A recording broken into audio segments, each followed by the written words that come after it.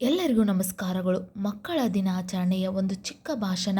ಈ ಭಾಷಣ ಇಷ್ಟ ಆಗಿದ್ದಲ್ಲಿ ವಿಡಿಯೋಕ್ಕೆ ಒಂದು ಲೈಕ್ ಮಾಡಿ, ಶೇರ್ ಮಾಡಿ, ಸಬ್ಸ್ಕ್ರೈಬ್ ಮಾಡಿ. ಎಲ್ಲರಿಗೂ ಶುಭ ಮುಂಜಾನೆಯ ನಮಸ್ಕಾರಗಳು. ಪ್ರಥಮವಾಗಿ ನನ್ನ ಪ್ರೀತಿಯ ಮುದ್ದು ಮಕ್ಕಳ ದಿನಾಚರಣೆಯ ಶುಭಾಶಯಗಳು. ಎಲ್ಲರಿಗೂ ಶುಭ ಮುಂಜಾನೆಯ ನಮಸ್ಕಾರಗಳು.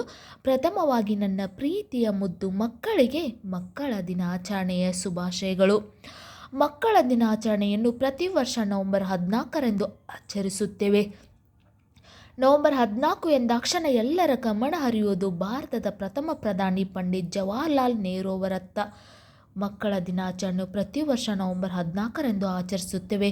ನವೆಂಬರ್ 14 ಎಂದಾಕ್ಷಣ ಎಲ್ಲರ ಗಮನ ಹರಿಯುವುದು ಭಾರತದ ಪ್ರಥಮ ಪ್ರಧಾನಿ ಪಂಡಿತ್ ಜವಾಹರ್ಲಾಲ್ ನೆಹರು ಅವರತ್ತ. ನೆಹರು ಅವರು ನವೆಂಬರ್ 14, 1889ರಂದು ಜನಿಸಿದರು.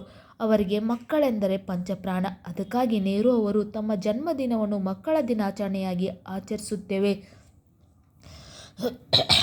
ನೆಹರು ಅವರು ನವೆಂಬರ್ 14, 1889ರಂದು ಜನಿಸಿದರು.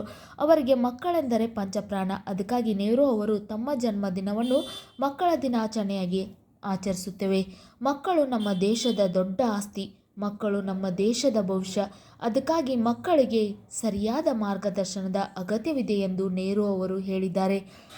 ನಿಮಗೂ ಕೂಡ ಮಕ್ಕಳ ದಿನಾಚರಣೆ ಒಂದು ಚಿಕ್ಕ ಭಾಷಣ ಇಷ್ಟ ಆಗಿದ್ದಲ್ಲಿ ವಿಡಿಯೋಕ್ಕೆ ಒಂದು ಲೈಕ್ ಮಾಡಿ, ಶೇರ್ ಮಾಡಿ, ಸಬ್ಸ್ಕ್ರೈಬ್ ಮಾಡಿ.